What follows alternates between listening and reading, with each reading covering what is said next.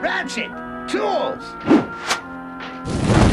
Greetings, Transformers fans. Today the spotlight shines on the original happy mad scientist of the Autobots, Wheeljack. It's about time! This special missions request comes from Patreon tribe member Nova Poly Duo. Thank you for supporting my work, and I hope you enjoy this video. Kicking it off with the original toy released in 1984. On the back of the box, his function is listed as Mechanical Engineer. The name and bio were created by Bob Budiansky. Wheeljack is the mad scientist of the Autobots, always inventing new weapons and gadgets, most adept at driving while in car mode. Likes to show off his stunts, flying range of 800 miles using solid fuel rockets and arms. Shoots magnetic inducer, shrapnel, needle, and gyro inhibitor shells from his shoulder cannons. He is his own worst enemy, often injured while experimenting with new weapons. His vehicle mode was a Lancia Stratos turbo race car. Wheeljack! A fitting car mode for Wheeljack since it wasn't a mass-produced car like most of the other 84 Autobots. Only 2 of them were ever built by Lancia for Group 5, and the 539 car, which is the number Wheeljack sports, is the only one of the pair that still exists. The 598 car caught fire from overheating and was destroyed. Uh-oh. So his alt mode, like Wheeljack himself, is one of a kind. The real car has the Italian airline Alitalia as a sponsor, but the spelling was changed to Alitala to avoid licensing issues. Takara originally released this toy before Transformers, under the Diaclone Car Robots line, and later redecoed it into the Marlboro-sponsored 598 car, with the spelling changed to Marl Boer, plus a new head sculpt for the robot mode. Things to watch out for in vehicle mode are the spoilers, which are removable and easily lost, and the cockpit canopy, which can crack down the middle from applying too much pressure. Transformation is fairly simple.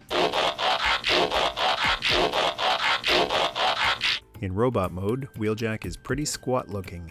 He's equipped with a pair of shoulder-mounted rocket launchers that can fire, and a pair of wings that can flip out. On the show, he only had one shoulder-mounted rocket, and it either fired a missile... It's too late for me! or laser blasts. Wheeljack was a pretty good shot with a shoulder blaster, and once brought Megatron literally to his knees. How many Autobots can say that? Try this on for size! Zero inhibitor shells! My equilibrium destabilized! Articulation is next to nil, like most Year 1 Transformers. His head can turn, arms can move up a bit if a missile launcher is attached, or turn a full 360 without the missile launcher, and his fists can swing in. The head looks a bit like the show version, except the toy doesn't have eyes. The toy actually looks a bit like the 1985 version of Snake Eyes. They've moved the eye visor from the toy down to be the mouth mask on the show. The trademark ears are consistent though from toy to show. On the show, Wheeljack stood apart from the others because his ears would light up whenever he spoke. Well, we could devise an ultra-frequency ray to counteract its effect. Usually blue, but they could also light up a yellowish orange depending on which animation studio was doing the episode. If only we had some dinosaurs working for us. They'd really shake up the Decepticons. He was one of the few 1984 Autobots that never got a reissue from either Takara or Hasbro when they were doing their encores and commemorative reissues, thanks to the original mold being lost. Seems that missing mold did turn up though, and a company in China has been releasing knockoffs of the original with reproduction original boxes for years. That wasn't the only merchandise of Wheeljack released in 1984. He made the cut as one of 4 stamp bots released by HG Toys that year, alongside Optimus, Jazz, and Starscream. The stamp he creates was his vehicle mode. HG Toys scaled down the stamp of him in 1985 for a Wheeljack zipper clip. Takara made a decoy of him also in 85, which was later released by Hasbro in 87. And in 1990, an Action Master of Wheeljack was released, included with the Turbo Racer, a 2-seater race car that could transform into an attack aircraft. Here's an interesting bit of trivia. Who was the very first Transformer we see and hear in the original animated series? Yep, it was Wheeljack. There's not enough energy in these conductors to last a Cortex. Emerging from the ground collecting energy conductors with Bumblebee right behind him. He's also the first Transformer to transform on the show. although it's into his Cybertronian form. In the first season of the Sunbow animated series, he's featured anytime there's an invention or repair required. So quite a bit more than the typical Autobot warrior like Blue Streak or Sideswipe. He's voiced by Chris Latta. According to those figures, the only thing that could prevent transformation is some kind of transfixation ray. Latta changed the voice over time, originally using a deeper, more southern-sounding voice for Wheeljack and a higher-pitched voice for Sparkplug. You see, Wheeljack? You're not the only mad scientist around here. We've got just the trick to do it with, too. There's enough explosive in here to bury them forever. And then inverted the two later on, giving Wheeljack a more high-pitched New Yorker accent, while Sparkplug's voice got deeper. We found this on one of the tanks. Every vehicle that's attacked us has one of these on it. And you can bet it's not standard equipment. If you want to go on a Wheeljack binge, episodes he has a key role in are Atlantis Arise, Foolishly gallant Wheeljack. Your selfless action will cost you your function cycle. Autobot Run, We'll give them a taste of their own electromedicine. You got it, buddy! The Ultimate Doom Part 3, It's Independence Day.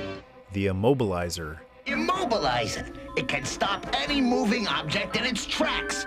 and SOS Dinobots. Allow me to introduce Grimlock, Slag, and Sludge.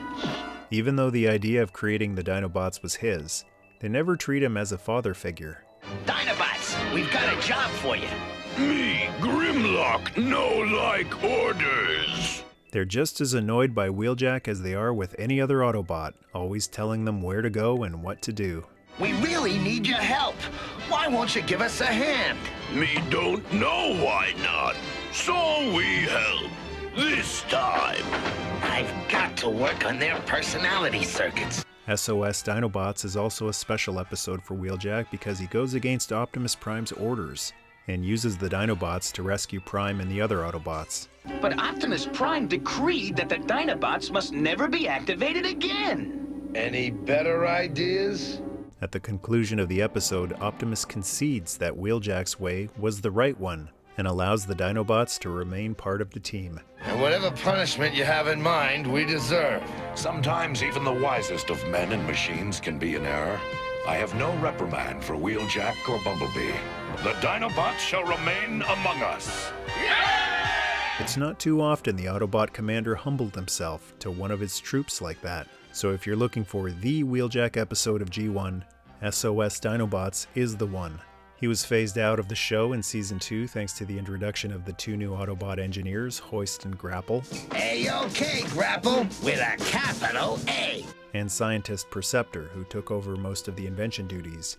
But he does work with Perceptor on the cosmic rust problem, Tremendous! It works! and reunites with Perceptor again in Transformers Victory in 1989 to recreate Jinrai into Victory Leo.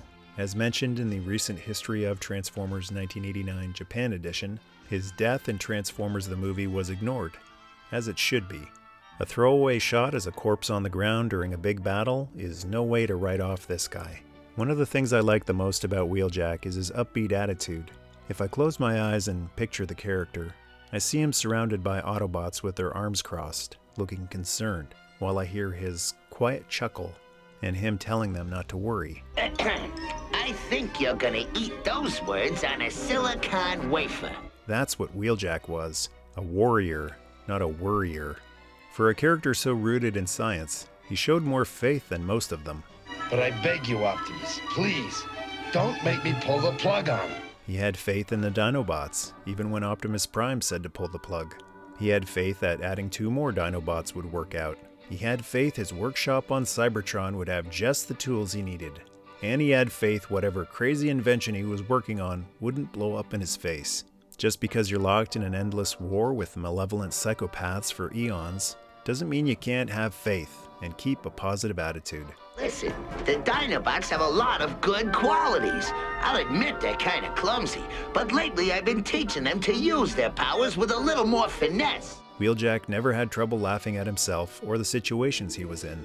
At the very worst, he'd just get fatigued instead of enraged. Oh, my aching cylinders. He was the happy mad scientist, just like Perceptor, Brainstorm, and Braver after him. I think it's charming how all of the Autobot inventors had a childlike sense of wonder and curiosity about them. Because, after all, that's what creating something is supposed to do. Bring joy and excitement. Hey, Wheeljack did it! You're a verdict, Optimus? Very impressive, Wheeljack. Thanks again, Nova, for the opportunity to showcase the Autobot Wheeljack. I can't believe how fast we put it together.